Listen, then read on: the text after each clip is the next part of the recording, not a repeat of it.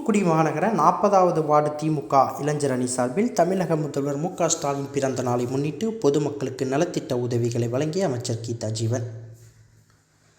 தமிழக முதல்வர் மு.க.ஸ்டாலின் பிறந்த நாள் விழாவினை சமூக நலன் மற்றும் மகளிர் உரிமைத்துறை அமைச்சர் ஆலோசனைப்படி தூத்துக்குடி வடக்கு மாவட்ட திமுக சார்பில் வெகு உற்சாகமாக நலத்திட்ட உதவிகள் வழங்கி கொண்டாடப்பட்டு வருகின்றது. அந்த வகையில் தூத்துக்குடி மாநகர 40வது வார்டு திமுக இளைஞர் அணி சார்பில் தமிழக முதல்வர் மு.க.ஸ்டாலினின் பிறந்த நாளை முன்னிட்டு தூத்துக்குடி மாநகரத்திற்குட்பட்ட 40வது வார்டு பகுதியில் உள்ள பொதுமக்களுக்கு நலத்திட்டம் வழங்கும் நிகழ்ச்சி பெரிய கோவில் தெரு பகுதியில் வைத்து நடைபெற்றது. இந்த நிகழ்ச்சியில் சமூக நலன் மற்றும் மகளிர் உரிமைத்துறை அமைச்சர் கீதா ஜீவன் கலந்து கொண்டு தையல் இயந்திரம், அரிசி, சேலை, வேஷ்டி உள்ளிட்ட பல்வேறு நலத்திட்ட உதவிகளை 500க்கும் மேற்பட்டவர்களுக்கு வழங்கினார். தொடர்ந்து பேசிய அமைச்சர் கீதா ஜீவன், தமிழகத்தில் எல்லோருக்கும் எல்லாம் கிடைக்க வேண்டும், அனைத்து தரப்பு மக்களும் வளர்ச்சி பெற வேண்டும் என்ற வகையில் தமிழக முதல்வர் மு.க.ஸ்டாலின் ஆட்சி நடத்தி வருகின்றார்.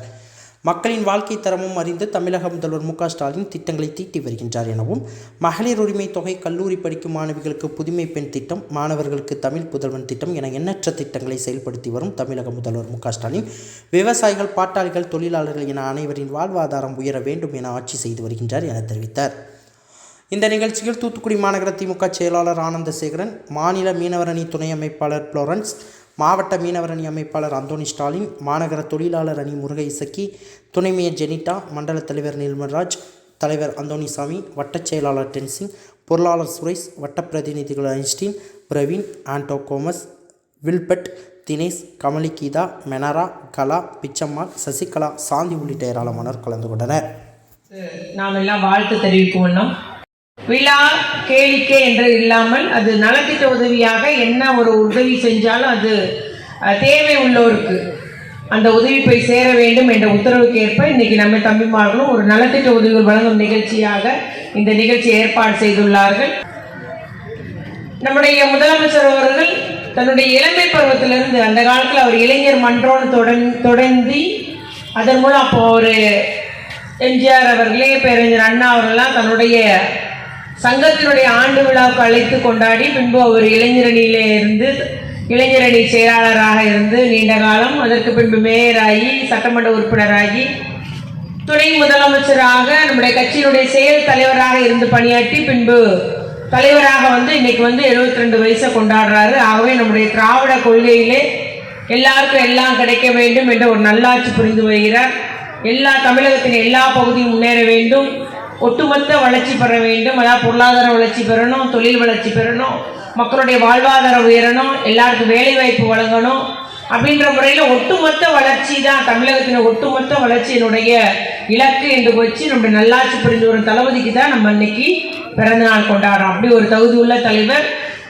அதுபோல பார்த்தீங்கன்னா அவர் எப்போது வந்தாலும் மாணவர்களை சந்திப்பார், மீனவர்களை சந்திப்பார், நெசவாளர்களை சந்திச்சிருக்காரு, விவசாயிகளை சந்திச்சிருக்காரு, தீப்பெட்டி தொழிலாளர்கள், தீப்பெட்டி உற்பத்தியாளர்கள், பட்டாசு தொழிலாளர்கள், அவை நம்முடைய எல்லா தரப்பு மக்களையும் இப்படி ஒரு தொழில் நடக்கிறது, அவருடைய வாழ்வாதார நிலை என்று தமிழகம் எங்கும் அவர் கால்படாத இடங்களே இல்லை என்ற அளவுக்கு அவர் பயணம் செய்துள்ளார். மக்களுடைய வாழ்வாதாரம் அறிந்தவர். அதற்கேற்ப அவர் இன்னைக்கு திட்டம் போட்டு செயல்படுத்தி கொண்டிருக்கிறார் என்பதை நம்ம இங்கே கூற முடியும். அதனால்தான் நம்ம பெண்களுக்கெல்லாம் மகளிர் உரிமை தொகை வழங்குகிறார். அது தகுதியுள்ள பெண்களுக்கு, தேவை உள்ள பெண்களுக்கு. சிலருக்கு அந்த 1000 தேவை அல்ல, அவங்களுடைய வருமானமே அதிகமாக இருக்கும். ஆனால் தேவை அந்த 1000 ரூபாய் பெரிதாகப்படும். அது ஒரு செலவுக்கு உதவும், ஒரு மருத்துவ செலவுக்கு உதவும், அவசரத்துக்கு என் பிள்ளைகளுக்கு உதவுன்ற நினைக்கிற எல்லா தேவையுள்ள பெண்களுக்கும் வழங்குவேன் என்று கூறிக்கொண்டு இன்னைக்கு கொடுத்துருக்குறாங்க.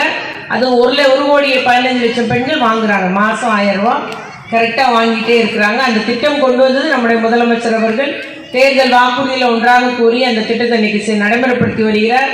இன்னும் நடந்துகிட்டு இருக்கு. தெருவிளக்காக இருக்கட்டும், பூங்காவாக இருக்கட்டும், சாலையாக இருக்கட்டும், கான் வசதிகளாக இருக்கட்டும், அடிப்படை வசதி எல்லாமே செஞ்சுட்டே இருக்கிறாங்க.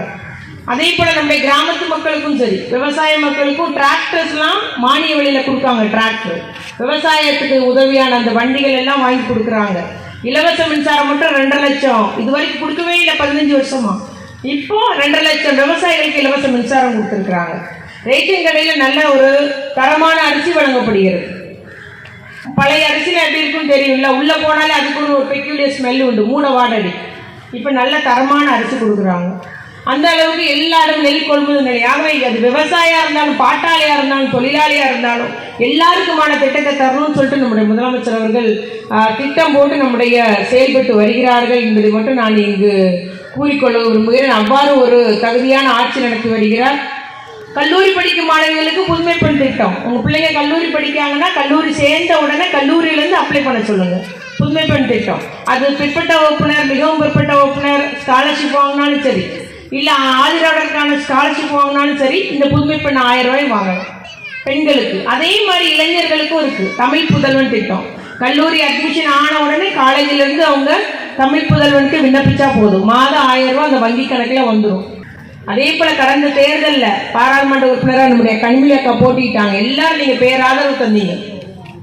நம்ம தமிழ்நாடு 40-40 பெற்றதுனால அவங்க முழு மெஜாரிட்டியாக ஒன்றிய அரசு வரலை. நமக்கெல்லாம் பாதுகாக்கப்பட்டது, நம்முடைய உரிமை பாதுகாக்கப்பட்டது. இருந்தாலும் அந்த கோபத்தில் நமக்கு எவ்வளோ நெருக்கடி, முதலமைச்சராக இருந்தாலும் சரி, அமைச்சர்களாக இருந்தாலும் சரி, எல்லாத்துக்கும் அவ்வளோ நெருக்கடி தர்றாங்க. நமக்கு தர வேண்டிய ரூபாய் தரலை. கல்வி நிதி நமக்கு தரலை. எஸ்எஸ்சிஐக்கு ஒதுக்கப்படிய 2500 கோடி ரூபாய் தரலை. இப்போ என்ன சொல்லிட்டாரு முதலமைச்சர், நீ 2000 கோடினாலும் சரி 10,000 கோடினாலும் ஒன்றும் தர வேண்டாம், நாங்கள் பார்த்துக்குவோம் அப்படின்ற மாதிரி எதிர்த்து குரல் கொடுத்துட்டார்.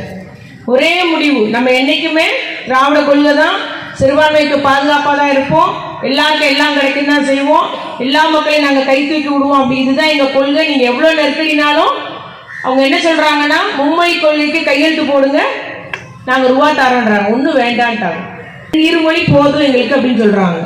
இதே குஜராத்தாக இருந்தாலும் பீகாராக இருந்தாலும் அவங்களுடைய தாய்மொழி என்னென்னு யாருக்கும் தெரியாது. யாரும் குஜராத்தி பேசுறது இல்லையே, ஹிந்தி தான் பேசுகிறாங்க.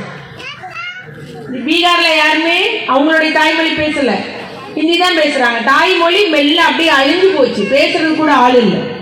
அவங்க ஒரு இனத்தை அழிக்கணும்னா முதல் அந்த மொழியை அழிக்கணுன்ற மாதிரி ஒரு அறிஞன் சொல்லி உள்ளான். ஆகவே நம்ம மொழியை காப்பாற்றுறது மூலம் இன்னைக்கு நம்முடைய மொழியினால நம்ம பெருமை பெற்றிருக்கோம். உலகத்திலே செம்மொழி அந்தஸ்து பெற்றது 6 மொழி தான், அதில் ஒன்று தமிழ். நம்முடைய தலைவர் சொன்ன மாதிரி நம்ம எல்லாம் ஒன்றுபட்டு ஒருங்கிணைந்து இருக்கும்போது நம்மளை யாரும் ஒன்றும் செய்ய முடியாது. ஆகவே நம்முடைய ஒற்றுமையை பலன்ற அளவுக்கு நாம் எல்லாம் தமிழனாக ஒன்றிணைவோம். நம்முடைய எந்த பேதமும் இல்லை, மத பேதமும் வேண்டாம், ஜாதி பேதமும் வேண்டாம், நாம் எல்லாம் தமிழர்கள் என்ற உணர்வோடு இருக்கணும். செய்திகளை உடனுக்குடன் தெரிந்து கொள்ள உங்கள் கரம் டிவியை சப்ஸ்கிரைப் செய்யுங்கள். அதோடு பெல் பட்டனையும் கிளிக் செய்யுங்கள்.